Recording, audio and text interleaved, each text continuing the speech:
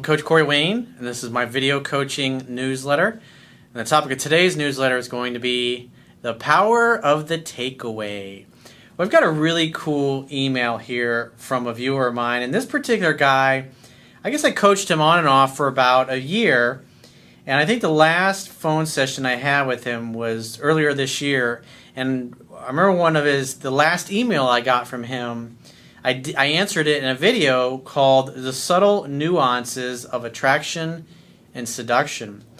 Now this particular guy, when he first came to me, he had been dating this girl from Europe, and he was really crazy about it. It was the first time in his life he'd ever dated a woman who just knocked his socks off. But he was too nice, he was a little too needy, he was a little too compliant, and a big thing was he was really just afraid to stand up for himself and what he wanted. And so what ended up happening was this particular woman jerked him around. She was dating other guys, I think, at the time. And she ended up getting serious with some other guy and just completely blew him off like he was nothing and he was not important. And so one of the things that he really struggled with, and sometimes I really gave him a verbal tongue lashing in some of his phone sessions because he, admittedly in his own words, he acted like a little bitch. And any kind of sliver of her reaching out or getting in touch with him, he'd start going back to calling her and pursuing her and trying to get her to hang out with him. And what you see in his email is just a good example of the power of the takeaway. In other words, you offer what it is that you want to do with somebody, and this applies in business and negotiating, whether you're negotiating for a job.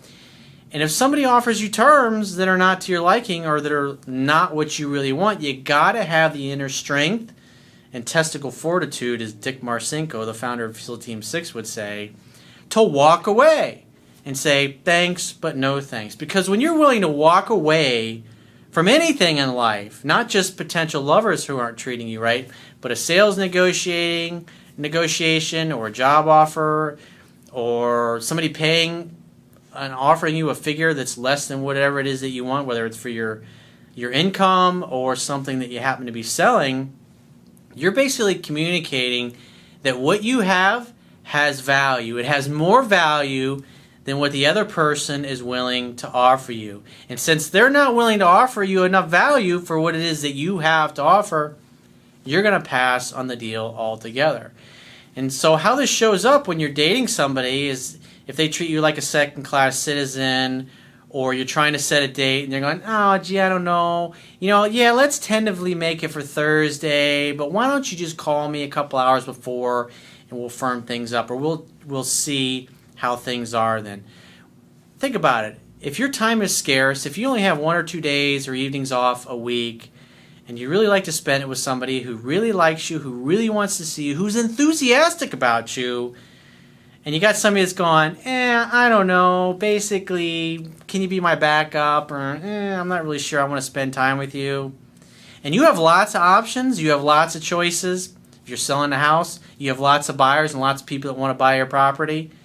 You're not going to just take any old offer that's a lot less than what you really want for it. And so therefore, you got to be willing to walk away. As I've said many times, the strongest negotiating position is being able to walk away and mean it. And this guy had a hell of a time learning to live that way and to embody that. He'd be good for a little bit, and then the more he interacted with this woman, because keep in mind, from a large portion of his interaction with her over the past year and a half, she was still with this other guy. She'd make plans, and then she'd kind of want to back out on things. And he was always just still a little too overeager to just blow everything off in his schedule and make room for this girl because he was totally in love with her, which is it's really hard when you really care about somebody and it's the first time you've ever experienced these strong feelings of love and desire. If you got any insecurities, fears, doubts, those things really come to the forefront of your mind and your heart, and they're really difficult to deal with. It's like every guy has to deal with this at some point that's trying to overcome any kind of feelings of insecurities, fears, doubts, unworthiness. And women are really good. They're really sensitive at picking up on a guy, especially in the dating world, who really just doesn't value himself as much as she happens to value herself. And so I got a quote that I wrote, and then we're going to go through his email and see how awesome things have turned out for him, because he dated a lot of women. He was hooking up with a bunch of different women over the past year, but obviously in the back of his mind, he really wanted this girl back. And so he finally got to a place at the beginning of the year where he finally really started to own this stuff. And he finally was just no longer willing to tolerate her bullshit or her flakiness or her being unsure of herself. And he just, in a loving, matter-of-fact way, stated what he wanted. He was willing to negotiate from a position of strength instead of a position of weakness. It's just like I say all the time, you don't get what you deserve in life, you only get what you negotiate. And everything in life is a negotiation. So the quote that I wrote says, "We all deserve to be loved by someone who adores us, finds us sexy, and who thinks we are amazing. However, our behavior and actions must be congruent with allowing someone to love us. This means that we must be willing to walk away from potential or current lovers who take us for granted, disrespect us, or who simply do not reciprocate interest. We must learn to recognize when our egos have become attached to people who lack interest or who do not treat us the way we want to be treated, and move on to find someone else. The strongest negotiating position is being able to walk away for good and mean it. When you walk away, you take your power back and state to the universe that you will not settle or tolerate anything less than what you really want and deserve. As long as you continue to live this way as your truth, eventually you will come across someone who is exactly what you are looking for and deserve. Most people do not have the courage to do that. If you do, then one day you will have a love that others envy and that opens your heart in ways you cannot even fathom. Love is the most amazing, magical elixir of life. That it's like when your heart's open and when you really love somebody and they really love you back, it's like you feel unstoppable. You feel like you can do anything in life. It's absolutely life-changing. And I love when I'm working with clients and they get to, it's like the video that I did yesterday where I talked about healing your inner child, so to speak, and how all of us at some point wrestle with that fear of the unknown, fear of loss, fear that things aren't going to work out, fear that we're not good enough. And it's like you break past that invisible barrier that's really, it's just a mind fuck. It's something that we come up with internally inside of us that we have to push past and realize. It's like the acronym for fear. What does fear stand for? False evidence appearing real. And that's what this guy has done a brilliant job of. He's done a brilliant job of getting past the false evidence that was appearing real in his life. And now this girl is all over him. It's just absolutely amazing. And I'm so excited for him and what he's experiencing, and for every other guy and girl who learns from the things that I teach, and you're able to attract that amazing person into your life, and they want to stay there. They want to be there, because there's no better drug in life than being in love with somebody who's in love with you. And he says, "Hi, Corey. It's been a while, but I hope you're doing awesomely." I am. Thank you for asking. He says, "I just want to let you know how, as a result of your coaching, my success with my ex has continued. I'm the guy from the UK who finally hooked back up with my long-distance ex-girlfriend who lives in Europe back in February, after a year of your coaching. And you did a video on this back in February called The Subtle Nuances of Attraction and Seduction. And on my website, I'll actually put a link in there to that for those of you who want to go back and see where he was back in February versus where he is today." He says, "I followed your advice of continuing to let her come to me at her pace. Since then, she has been the first to get in touch almost every single day, sometimes several times a day. It's like he got to the point where she was reaching out to him, he'd ask to get together with her, and she'd give him some kind of bullshit, wishy-washy answer. And she did that on 2 separate occasions. So what I told him to do is I said, do not ask her out or to get together or do anything in any way, shape, or form. And she continued to reach out, and he kept the conversation short and would say, hey, it's great hearing from you. I got to run, keep in touch. Whether it was through text or phone calls, Snapchats, WhatsApp. he always responded consistently that way. He got to the point where he started consistently responding that way. And then what happened was she'd be visiting in his country, usually for business. She'd reach out, she'd bring up getting together, and then he would make a date. And it continued to escalate from there. And the other guy eventually kind of fell away. And once he was out of the picture, she started pursuing him more and more. She has never broken a Skype date, and I've stood up for myself whenever there was any hesitation by simply withdrawing the offer, which usually resulted in her committing to a date. And I talk about this in my book. Where I really learned this, I had a woman that I was dating. I tried to make a date, and I had screwed up with this girl years before. And by withdrawing the offer, it was amazing the effect it had. She went from wanting to leave things up in the air, and I said, well, let's just do it another time. It's so powerful. And she's like, no, I really want to see you. What time do we want to get together? Okay. And it totally caused her to become submissive and go along with exactly what I wanted. Because that's part of standing up for yourself. That's part of loving yourself. And saying, hey, I have value. I'm not going to just leave my one of my 2 nights a week that I have free to do something just up in the air for potentially a cancellation. Fuck no. Somebody who has options and who has choices is not going to do that. They're just going to say, hey, you know what? Why don't we just do it some other time when your schedule's more open? And if she really wants to see you, she'll back and go, oh, okay. Because think about it, especially beautiful women, they have lots of options, they have lots of choices in their life. And if they got 5 or 6 guys in their life that are all acting the same, compliant, clearing their schedules, doing whatever it takes just to spend a moment of their time with her, she's going to go with the guy who's the most mysterious, who's the strongest, who's the hardest to get a hold of, who's the most indifferent, charming, chivalrous, but who's also not going to put up with any bullshit. He's not going to put his personal life on hold for anybody. Why? Because he doesn't have to. Think about it. If you got girls calling you all the time going, I miss you, I want to see you, I can't wait to get together with you again. The other night was amazing. Why would you want to accept a date that may or may not happen? You're not going to. Can you imagine James Bond doing that? Fuck no. He's going to probably be in another country tomorrow, and he may not make it.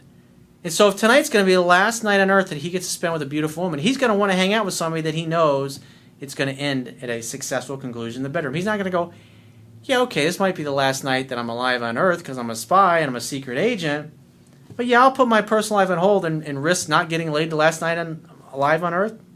James Bond ain't going to do it. Think like that. Your time is valuable. He continues on, we've been to visit each other every month for a week at a time, and our jobs allow us the flexibility to work remotely. The difference of how it was last year to how it is now is like night and day. She tells me I am much more confident than I was before, thanks to my growth through what I've learned from you. Good fucking job, dude.